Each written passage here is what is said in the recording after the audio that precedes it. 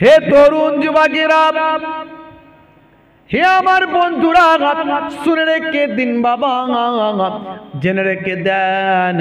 হে মুসলমান, একটু লক্ষ্য করুন, প্রত্যেকটা নবী, প্রত্যেকটা পয়গম্বর বাবা আদম আলাইহিস সালাতু ওয়াস সালাম থেকে সমস্ত নবীন, সমস্ত রাসূলরা, সমস্ত আমাদের পয়গম্বররা যারা এসেছিলেন, শুধু তাই নয়, বড় পীর আব্দুল কাদের জিলানী থেকে শুরু করে সমস্ত আউলিয়ায়ে কেরামেরা যারা এসেছিলেন, বর্তমানে যত আল্লাহর আলেম বান্দারা আছেন, যারা খুলুসিয়াতের সঙ্গে, যারা খুলুসিয়াতের সঙ্গে, যারা একেবারে ভাই আমার লিল্লাহিয়াতের সঙ্গে যারা আলোচনা করেন, হে জওয়ান যুবকেরা, প্রত্যেকেই কিন্তু দুটো উদ্দেশ্য নিয়ে আলোচনা করেন, প্রত্যেকেই দুটো উদ্দেশ্য নিয়ে আলোচনা করেন।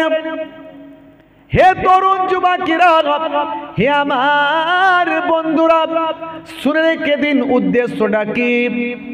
এক নাম্বার হলো ওয়াবুদুল্লাহ, আল্লাহর ইবাদত করো। দুই নাম্বার হলো ওয়ালা ইউশরিক বিল্লাহ, আল্লাহর সঙ্গে কাউকে শিরক করো না। এই দুটো উদ্দেশ্য নিয়ে সমস্ত নবীরা এসেছেন, দুটো উদ্দেশ্য নিয়ে সমস্ত রাসূলেরা এসেছেন, দুটো উদ্দেশ্য নিয়ে সমস্ত আউলিয়ায়ে কেরামেরা এসেছেন, দুটো উদ্দেশ্য নিয়ে বর্তমানে ওয়ারাসাতুল আম্বিয়া আলেমে হাক্কানিরা ওয়াজ করছেন। এই বোয়া এত আওয়াজগুলো বন্ধ করে দাও, এই এত বোয়া আওয়াজ, হ্যাঁ কমিয়ে দাও, তুমি এমনি নর্মাল করে দাও, এমনি এত বোয়া আওয়াজ মানে গুম গুম গুম করছে, ওটা বন্ধ করতে দাও। ভাইরা আমার, তরুণ যুবকেরা আমার, হে আমার মুরব্বিয়ানেরা, আমার আপনার নবী পৃথিবীর জমিনে এসেছেন। ঈসা আলাইহিস সালাম চৌথা আসমানে উঠে গেছেন। ঈসা নবী থেকে শুরু করে আমাদের নবী, এই যে ডিউরেশন অফ গ্যাপ ভাই আমার, এই time of duty, time of duration, এই যে সময়ের ব্যবধানটা, এটা হলো 500 বছরের সময়।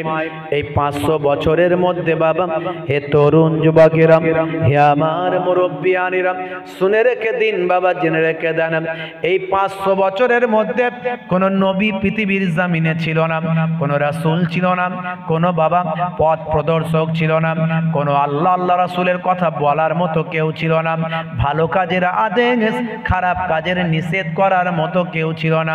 এরই জন্য মানুষ অন্যায় পথে ধাবিত হয়েছিল।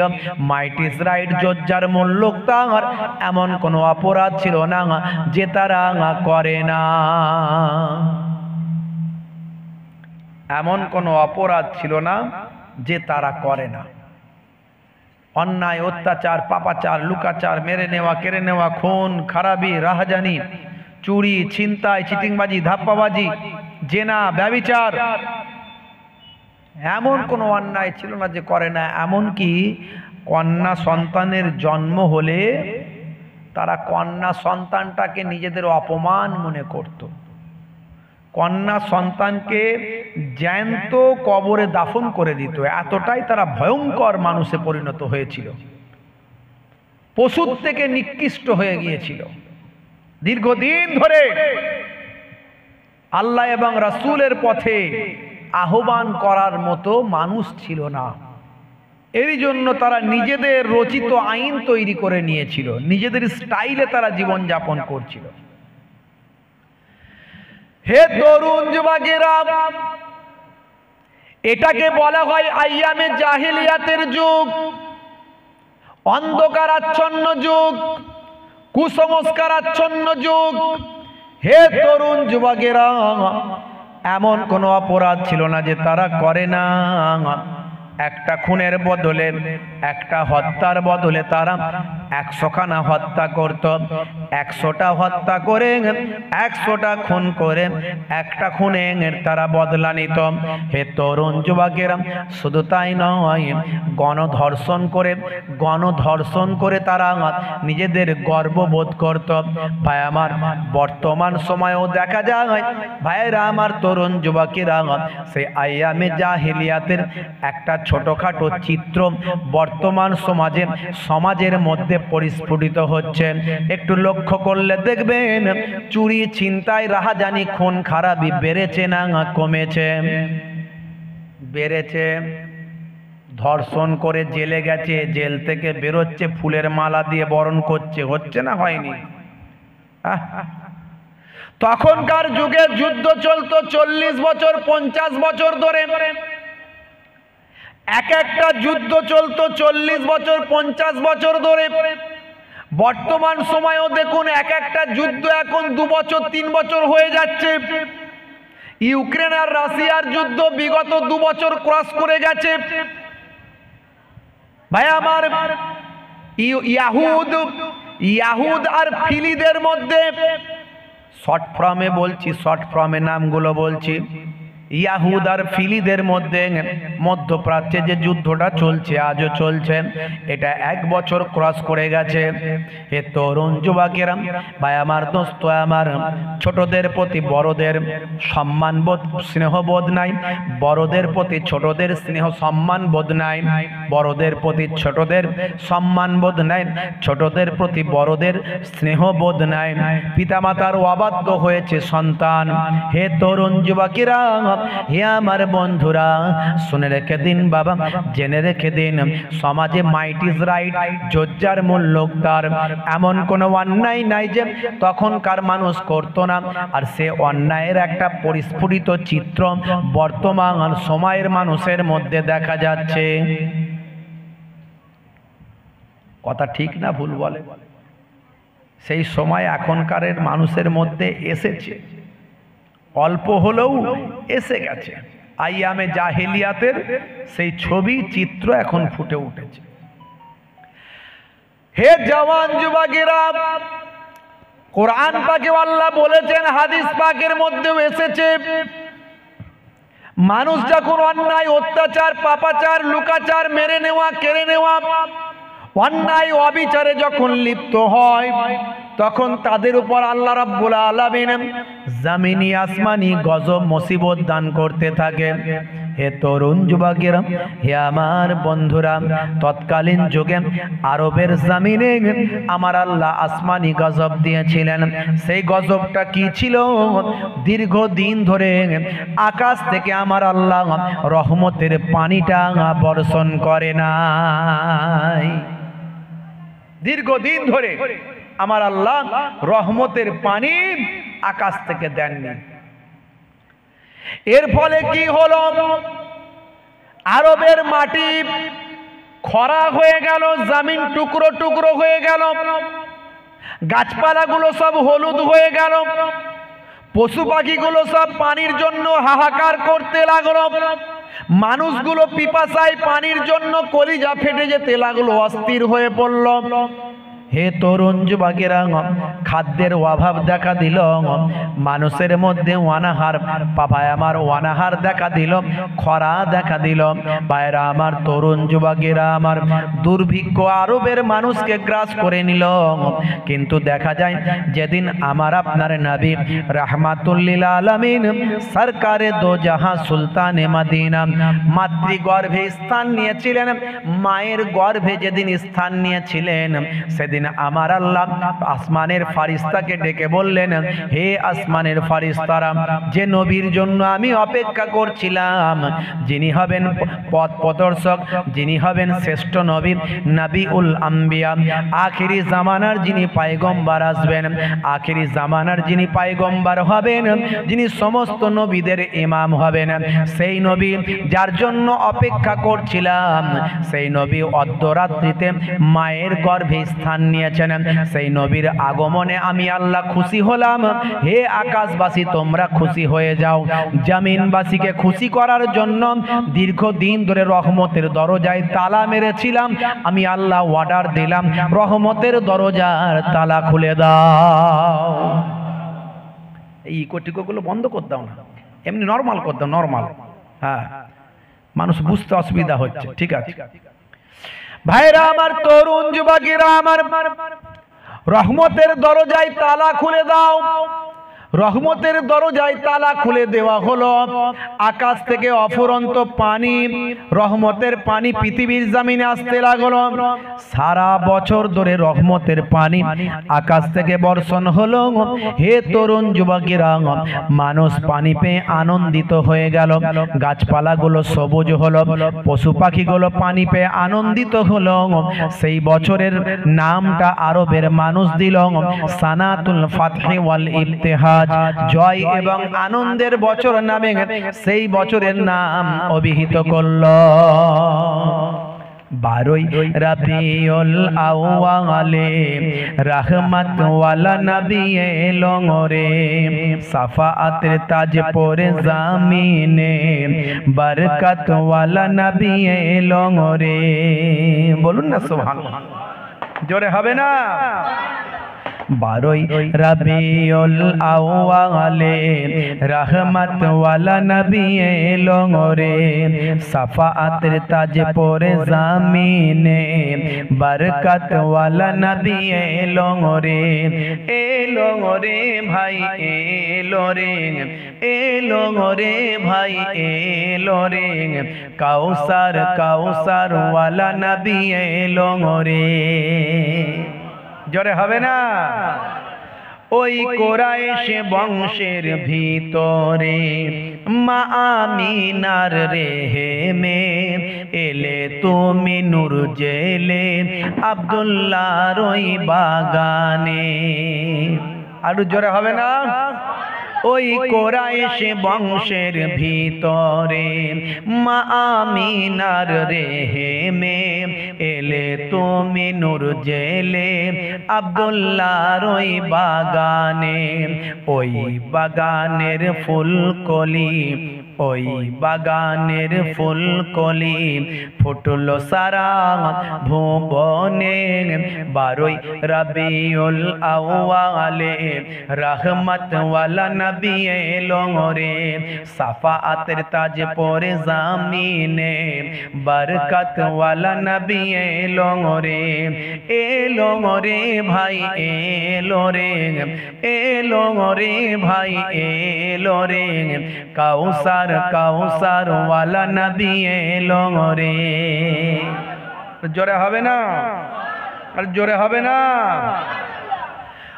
ওই রাত বলে ও গো প্রভু দাও না আমার মাঝেতে, দিন বলে ও গো প্রভু দাও না আমার বুকেতে। আর জোরে হবে না? ওই রাত বলে ও গো প্রভু দাও না আমার মাঝেতে, দিন বলে ও গো প্রভু দাও না আমার বুকেতে।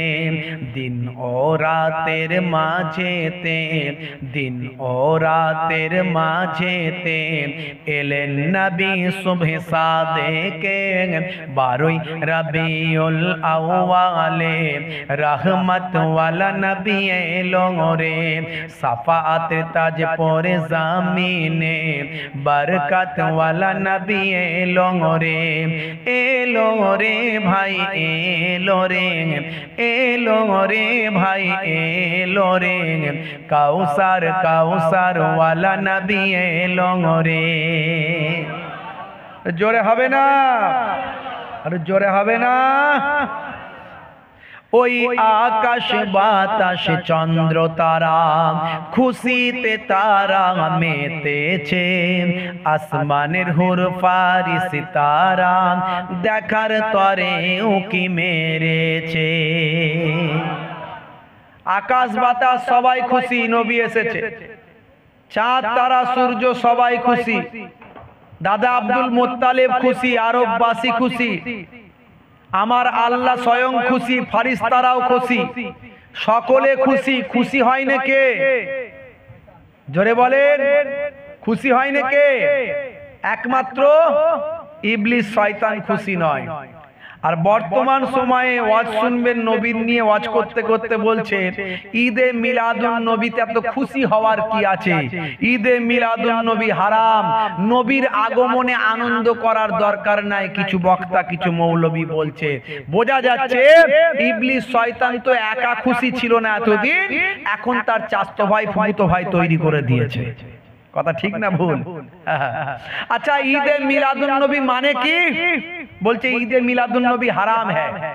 ওই যে ওই একটা বক্তা বেরিয়েছে না, তো আগে ডাব ফাপ পেরে করে খেত, চুরিচামারি করে, হ্যাঁ কোথায় মাছ চুরি করে খেত, ডাব চুরি করে খেত, বিরাট ভালো কাজ করতো, বুঝতে পারতেন। সে আবার এখন বলছে ঈদে মিলাদুন নবী হারাম, বুঝতে পারছেন? আখিরি জামানায় আর একটা বক্তা, সে রাজমিস্ত্রি ছিল, তো এখন বক্তা হয়ে গেছে, ইউটিউব দেখে দেখে সেও এরকম ফতোয়া দিচ্ছে, সব কড়া কড়া ফতোয়া, বুঝতে পারছেন? ফতোয়া শেষ নাই। আর একটা বক্তা কি সিস্টার না ব্রাদার না কি একটা আছে, বলেন সে নাকি মাদ্রাসার দরজায় কোনোদিন দেখেনি, সেও এখন বক্তা। সে বলে আমি হাই স্কুলে পড়েছি, তো হাই স্কুল থেকে পড়ে এখন বিরাট বড় হুজুর হয়ে গেছে, খালি ফতোয়া দিচ্ছে, মানে এটা হারাম, ওটা নাজায়েজ, ওটা বেদাত, ওটা চলবে না।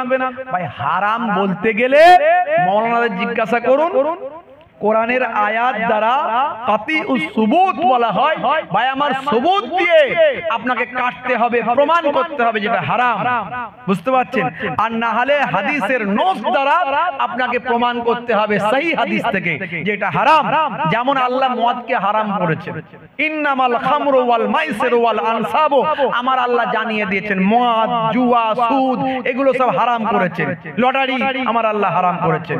ইন্নামাল খামরু ওয়াল ইন্নামা হারামা আলাইকুমুল মাইতাতা ওয়াদ দামা ওয়া লাহমাল খিনজির, এখানে আল্লাহ শুকরের গোশত খাওয়া হারাম করেছেন, ডাইরেক্ট আয়াত আছে এখানে। কিন্তু তুমি একটা জিনিসকে হারাম বলতে গেলে ডাইরেক্ট আয়াত দিয়ে তোমাকে হারাম প্রমাণিত করতে হবে, বুঝতে পারছো? ওরা এমনি নিজেদের গায়ের জোরে হারাম বলে দেয়। আচ্ছা, ঈদে মিলাদুন নবী মানে কি? ঈদ মানে হলো খুশি, মিলাদ মানে হলো জন্ম, নবী মানে হলো নবী, নবীর জন্মের খুশি। জোরে বলুন সুবহানাল্লাহ। আচ্ছা, ছেলের জন্ম হলে আপনি মিষ্টি খাওয়াচ্ছেন, বিরাট খুশি, আর নবীর জন্ম হয়েছে খুশি হবে না এমন কেউ আছে? আছে? নবীর জন্মে বলতে খুশি হওয়া যাবে না, আর মৌলবী নিজের ছেলেতে বিরাট খুশি করে সবাইকে মিষ্টি খাওয়াচ্ছে, আছে না নাই? ভাইরা আমার, তরুণ যুবকেরা আমার, শুনে রাখুন, কোরআনের আয়াত দ্বারা প্রমাণ করে দিয়ে যাচ্ছি। এখন অনেক রকমের বক্তা বেরিয়েছে, আমার যদি ইন্টারনেট কাজ করে আমি দু একটা বক্তার বক্তব্য শুনিয়ে দেবো আপনাদেরকে, বুঝতে পারছেন?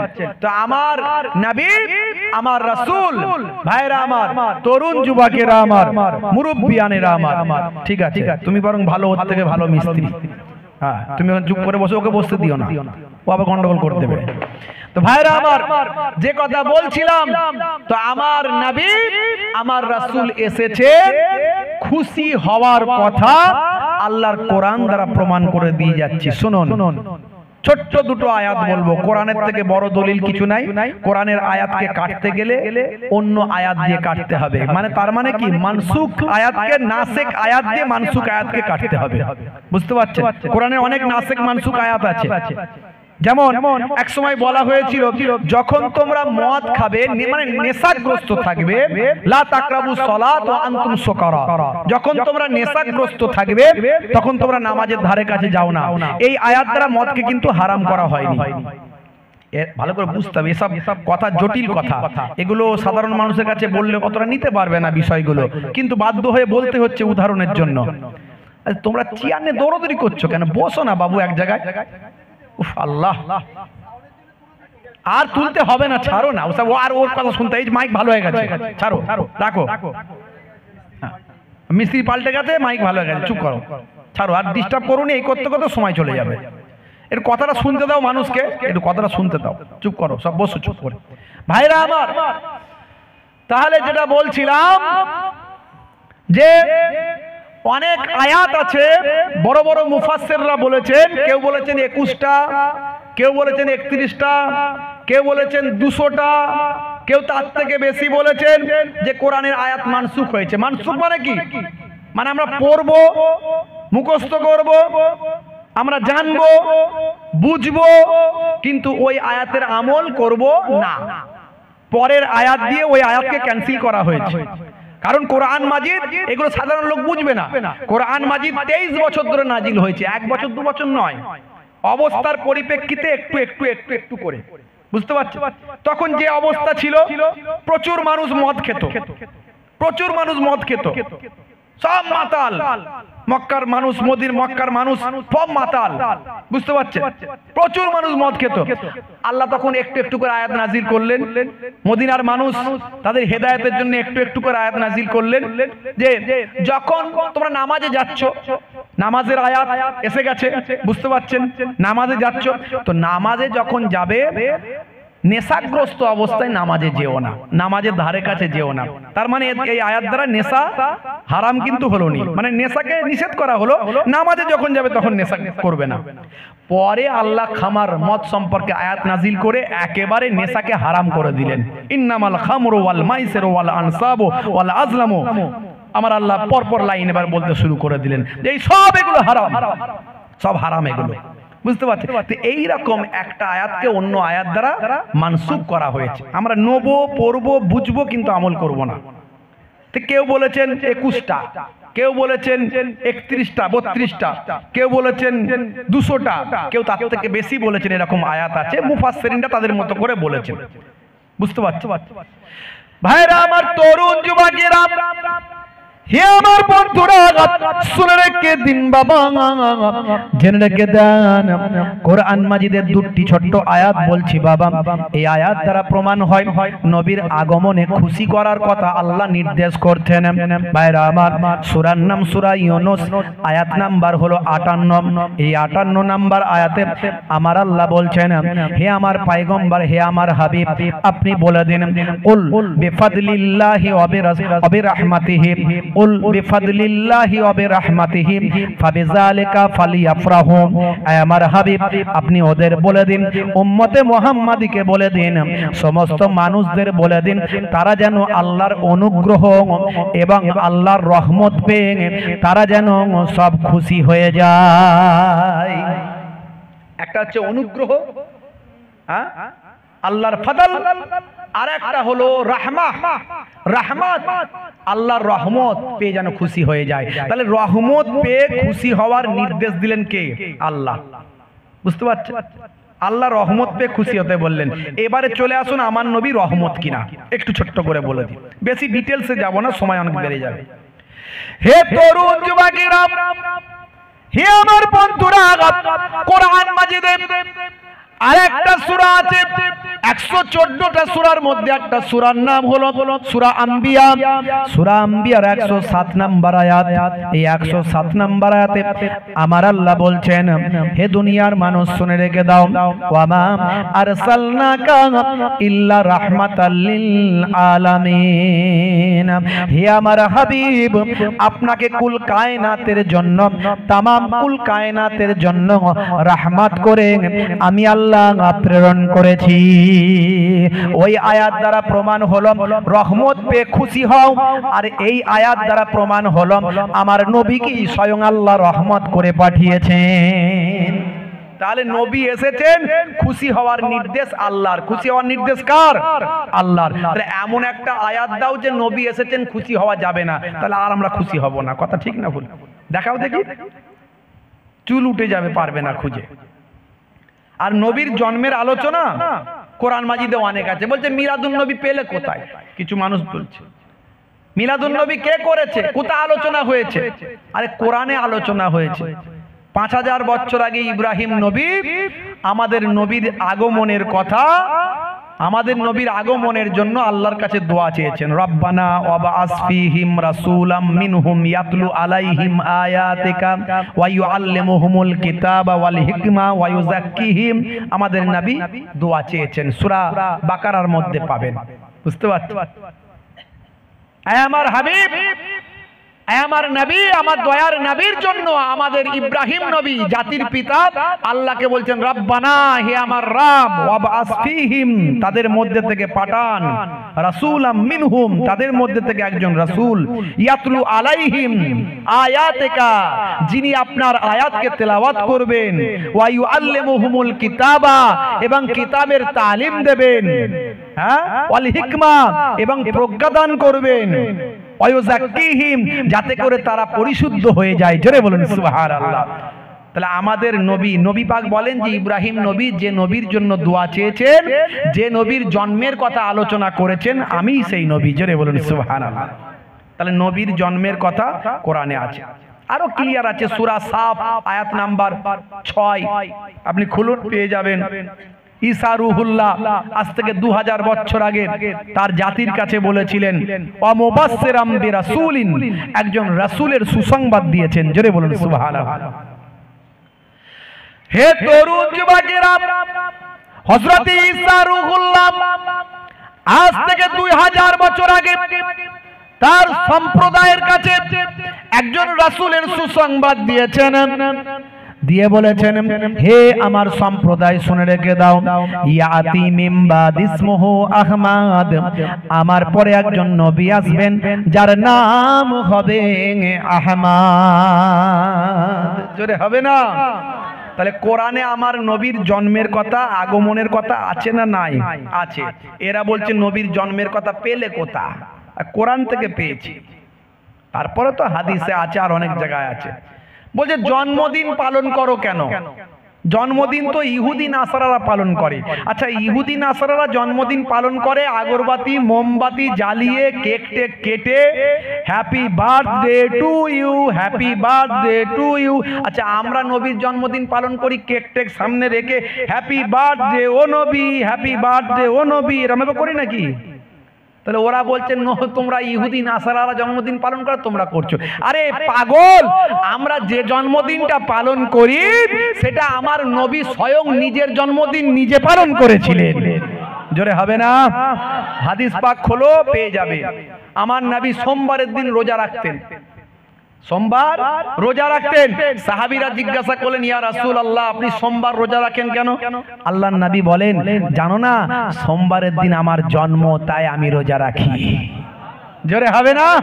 তাহলে সেই নবীর জন্মদিনকে লক্ষ্য রেখে আমরা রোজা রাখি, আমরা মিলাদ করি, আমরা মানুষকে খাওয়াই, আমরা সাদকা করি, আমরা নিজেরা খাই, আমরা ঘর সাজাই, আমরা গ্রাম সাজাই, আমরা মানুষের মধ্যে ইসলামের দাওয়াত দিই, বাচ্চারা তেলাওয়াত করে, নাত পড়ে, সবাই খুশি হয়ে যায়। জোরে বলুন সুবহানাল্লাহ।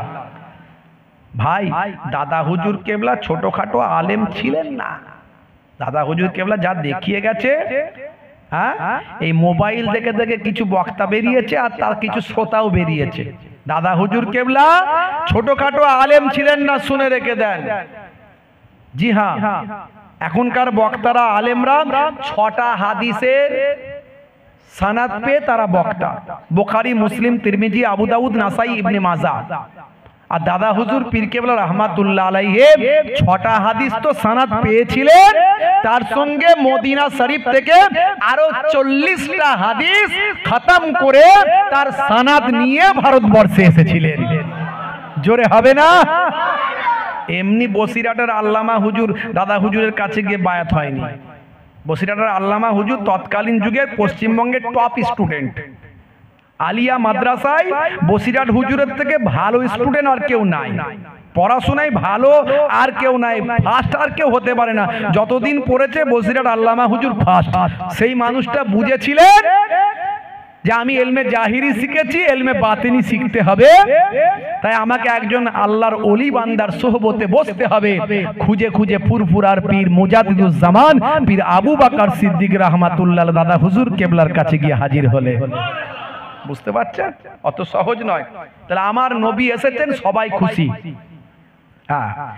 ওই আকাশ বাতাস চন্দ্র তারা খুশি পৃথিবীতে তারা মেতেছে, আসমানের হুর ফারিস তারা দেখার তরে উকি মেরেছে।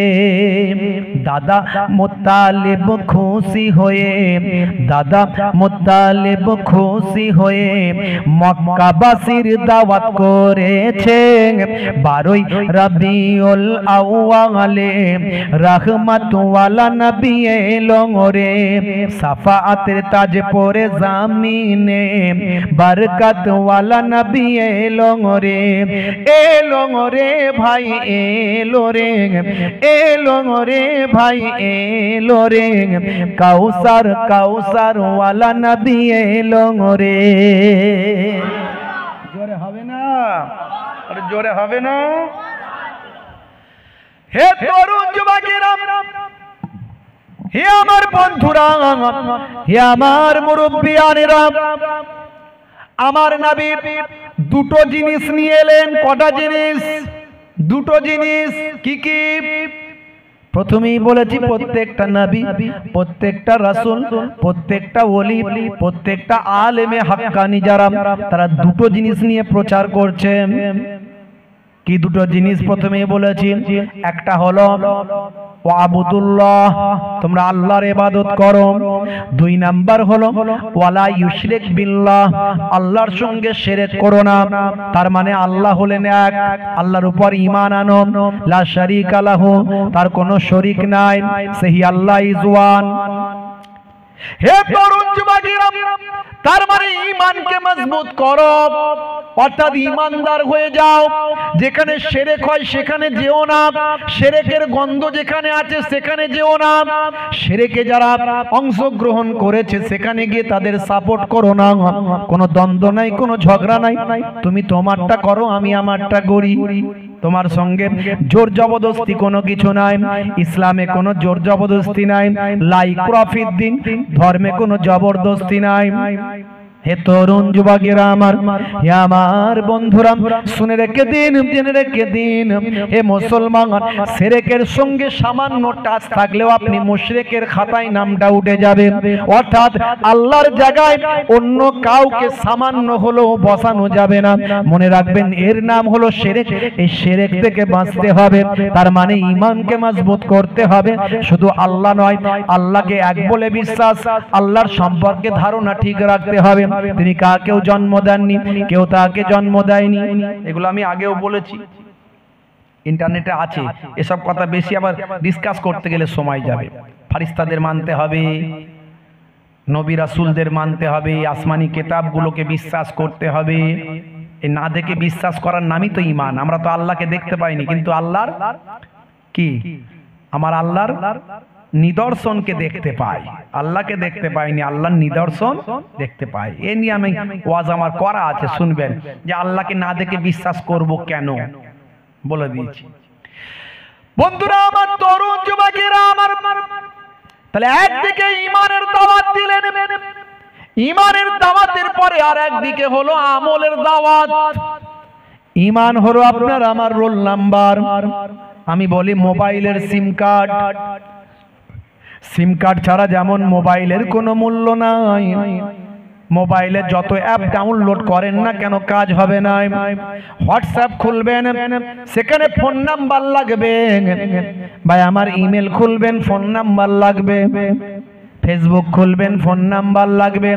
হে তরুণ যুবকেরা, হে আমার বন্ধুরা, সিম কার্ড ছাড়া মোবাইলের যেমন কোনো মূল্য নাই, ঈমান ছাড়া আপনার আমার এই 3.5 হাত অ্যান্ড্রয়েড বডিটারও কোনো দাম নাই। ঈমান হলো সিম কার্ড। এই সিম কার্ডটাকে বডিতে লাগান, এরপর মোবাইলে যেমন বিভিন্ন অ্যাপ ডাউনলোড করেন, তেমন এখানেও কিছু অ্যাপ ডাউনলোড করে নেন। ওখানে যেমন WhatsApp, Facebook, email, Gmail download করেন, এখানে তেমন নামাজ, রোজা, হজ, যাকাত, কালেমা, জিকির, ফিকিরের অ্যাপগুলো ডাউনলোড করেন।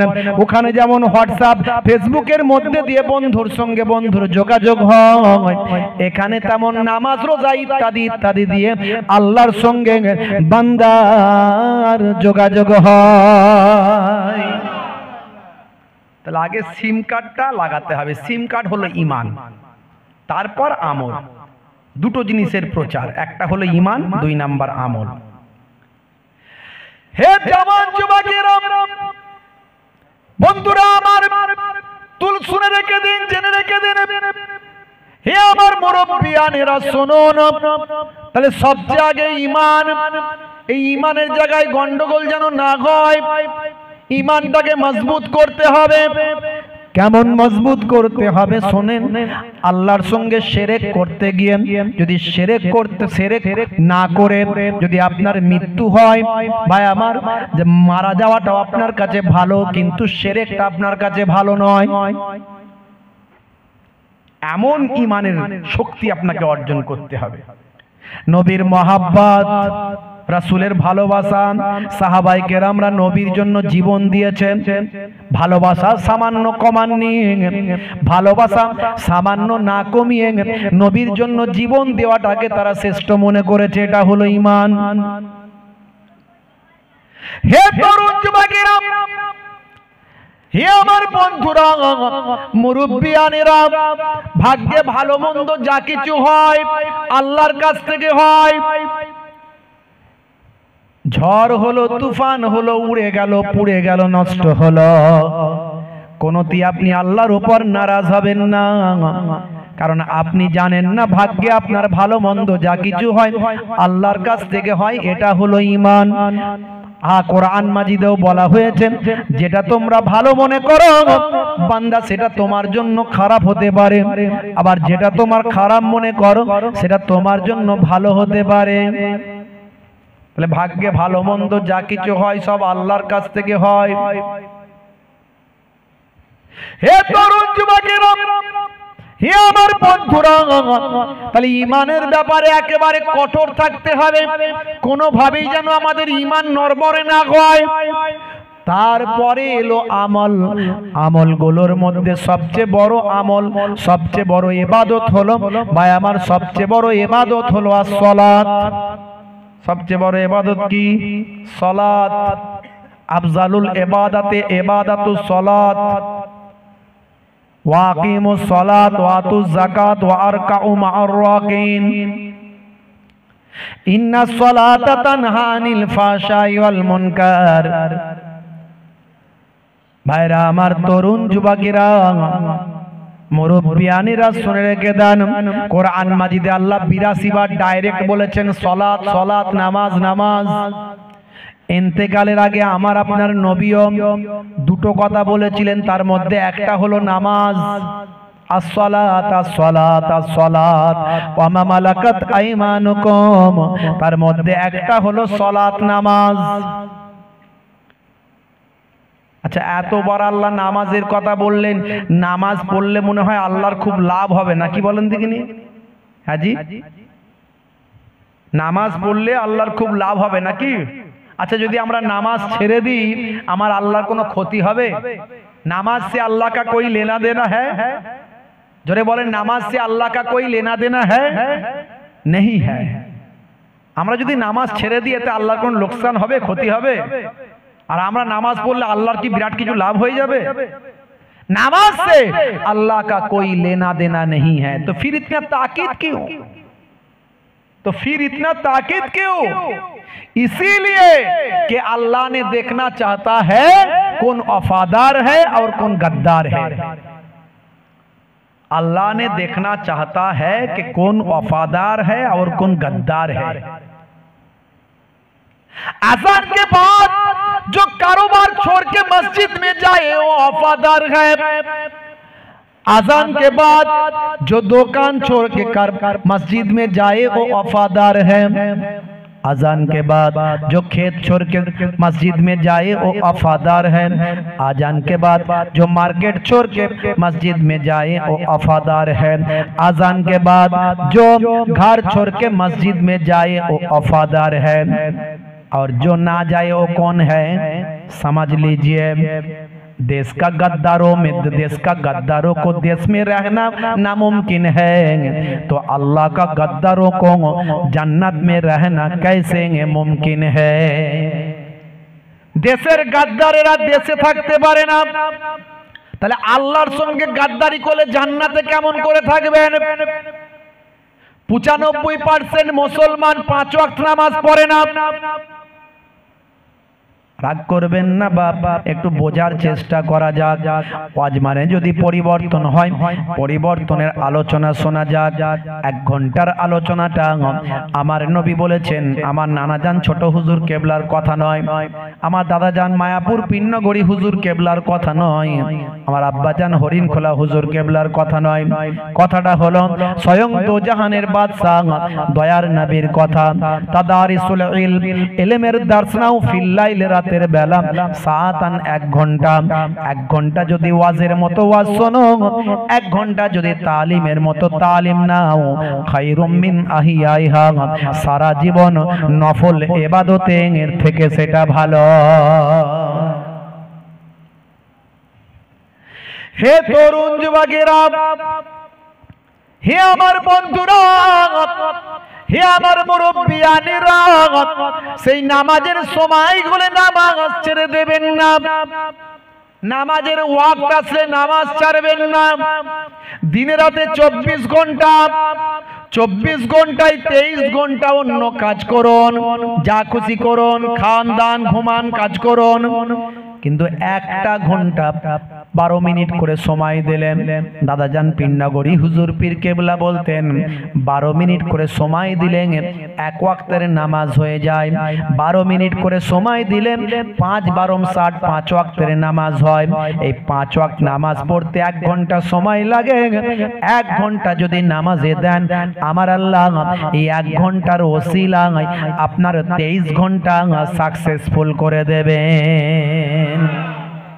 আল্লাহ নিজেই বলছেন, 5 বার মুয়াজ্জিনকে দিয়ে বলাচ্ছেন, মুয়াজ্জিন বলো নামাজে এলে আমি আল্লাহ তাকে সাকসেসফুল করব। আমাদের কানে বারবার বলা হচ্ছে, কিন্তু আমরা বুঝতে পারছি না, অনেকে মানে জানি না, বা অনেককে জানানো হয় না। কি বলা হচ্ছে? মুয়াজ্জিন বলছেন, হাইয়া আলাস সালাহ,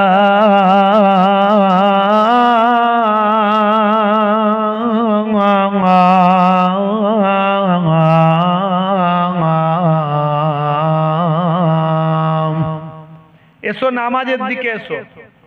মানে কি? এসো নামাজের দিকে এসো। মুয়াজ্জিনকে আবার বলে দেয়া হচ্ছে, বলে দাও নামাজের দিকে এলে কি হবে। মুয়াজ্জিন আবার বলছে, হাইয়া আলাল ফালাহ,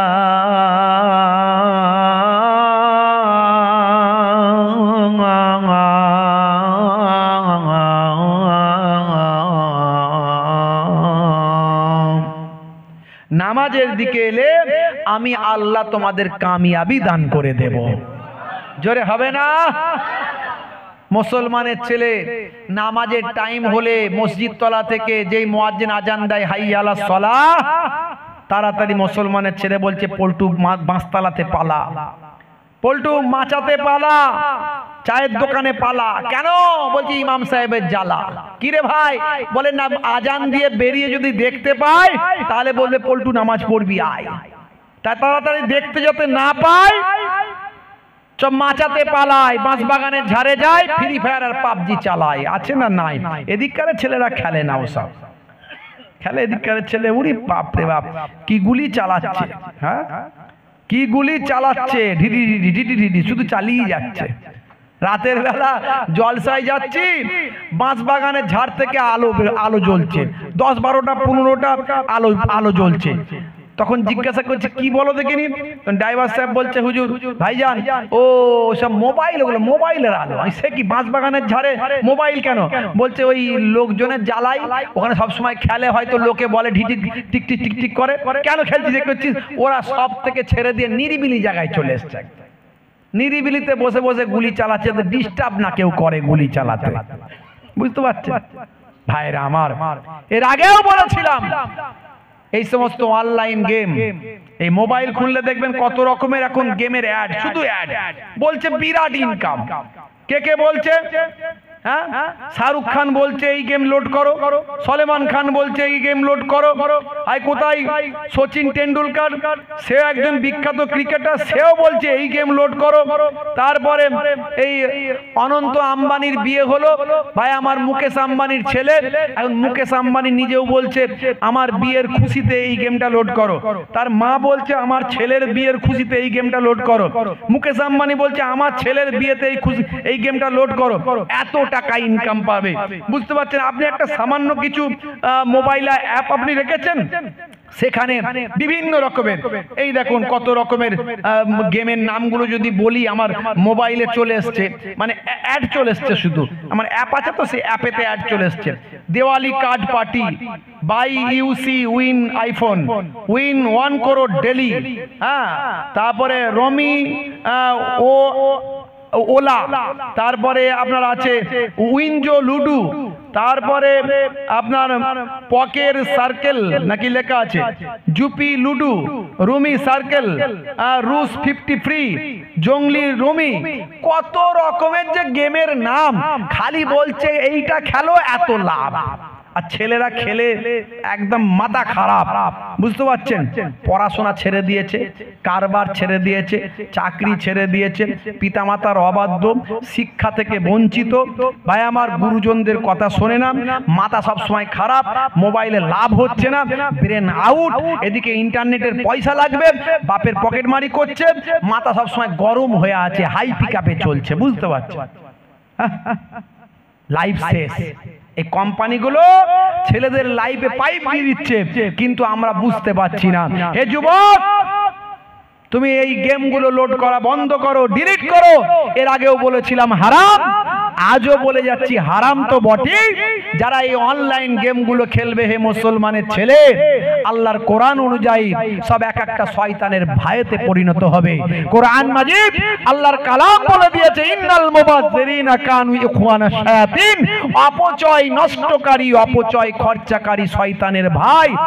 মোবাইলের টাওয়ার খরচা, মোবাইলের ব্যাটারি খরচা, মোবাইলের ভাই আমার ইন্টারনেট খরচা, সময় খরচা, বুদ্ধি খরচা, পয়সা খরচা, যত রকমের অপচয় করছে, এই অপচয় করার জন্য ছেলেরা সব শয়তানের ভাইয়ে পরিণত হচ্ছে। আমি আজ বলে দিয়ে যাই, যদি শয়তানের ভাইয়ের খাতা থেকে নামটা কাটাতে চাও, তাহলে মোবাইলে অনলাইন গেমগুলো ডিলিট করে দাও।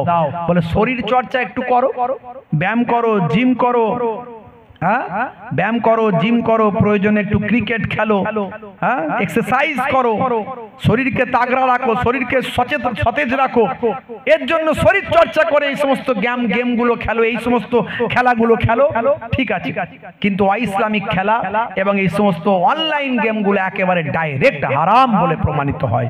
বাপেরা আমার, তরুণ যুবকেরা আমার, নামাজের সময় হলে নামাজে চলে যাবেন। নামাজ পড়তে মাত্র 12 মিনিট সময় লাগে।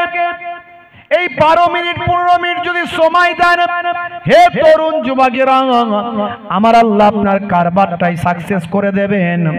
আমার আল্লাহ আপনার শিক্ষা চাকরিতে সাকসেস করে দেবেন, আপনার ইনকামে সাকসেস করবেন, আপনার ব্যবসা বাণিজ্যে সাকসেস করবেন, আপনাকে সমাজের বুকে সম্মানের ব্যক্তিতে পরিণত করবেন। আল্লাহর কাছে যে দোয়া চাইবেন নামাজের ওসিলায় আমার আল্লাহ কবুল করে নেবেন।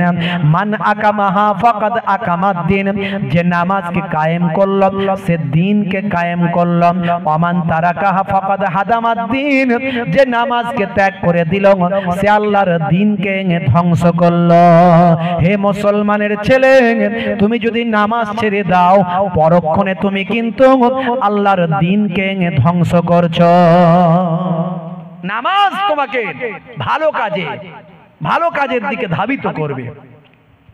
ওয়াক্ত যে হলো ওযু করো, মসজিদে চলো।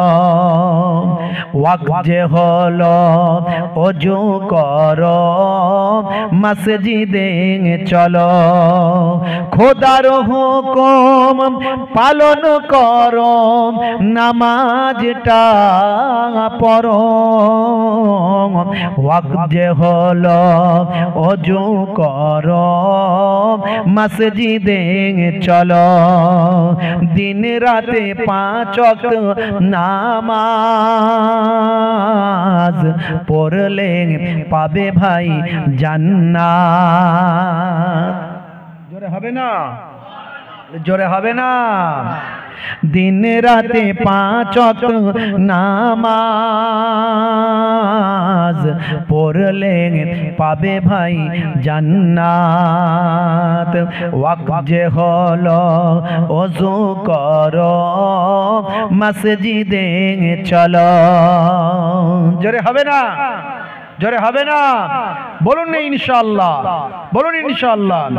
ফজরের সময় হলে মসজিদে যাও তুমি চলে। ফজরের সময় হলে মসজিদে যাও তুমি চলে। থেকো না বিছানায় শুয়ে, খোদা দেন রহমত ঢেলে। জোরে হবে না? আর জোরে হবে না? আসরের ওয়াক্ত আসিলে অপচয় সময় না করে মসজিদে যাও তুমি চলে। আমল নামা ডান হাতে পাবে। আর জোরে, আর জোরে। মাগরিবের ওয়াক্ত আসিলে মসজিদে যাও তুমি চলে।